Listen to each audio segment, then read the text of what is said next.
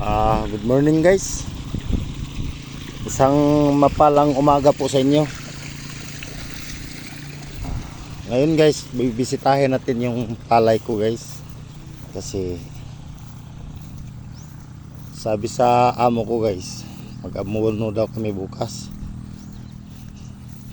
Hindi ko man naalaman na bukas pala kami mag-abuno. Nakapag-spray akong para sa damo kahapon.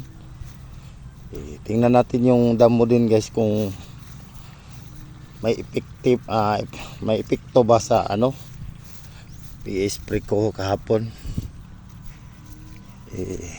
Alanganin naman sana magpapasok tayong tubig ngayon kasi bukas tayo naka-spray. Dapat sana guys after 3 days makapapasok natin tubig. Pang pa ngayon pang isang araw pa lang simula kahapon. Pero tingnan natin ngayon guys kung anong sitwasyon sa damo. Pero ang damo guys hindi naman mas grabe, hindi naman. Ayun guys, nag-iisang buwan ng mga palay dito guys, maganda ang tubo. Siguro magaganda din ang anihin ito. Kulay berde na talaga yung mga palay nito guys. Pangalawa na silang abono.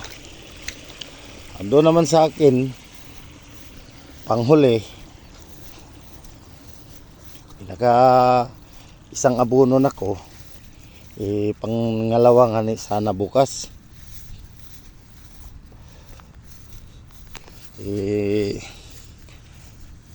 Madali na, malapit na din yan guys na mag-isang buwan.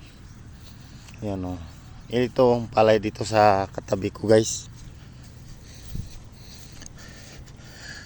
At nagpapasalamat din ako sa inyo guys na lagi kayong sumusuporta. Lagi kayong nanonood sa vlog ko. Kasi wala man akong ibang content kundi isang farmer, isang magsasaka, araw-araw nandito sa sakahan. Ngayon sama kong anak ko guys kasi meron din kaming gagawin dito kaya pinasama. Ngayon na araw na Biyernes, wala silang pasok kaya sabi ko sama tayo. Hindi naman nagdadalawang isip guys na ayaw sumama.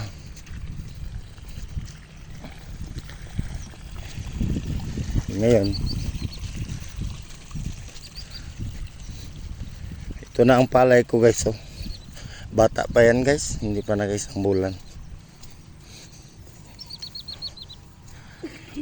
Nag-spray akong para sa damo. Ayan, may epekto man pala. Kahapon guys, simula hapon mga alas 3 ng hapon, makusog ang ulan kaya nakapasok ang tubig.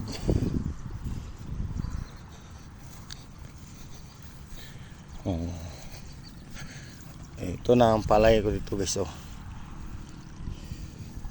Kulay berde naman guys. Nakapag-abono na ko nito.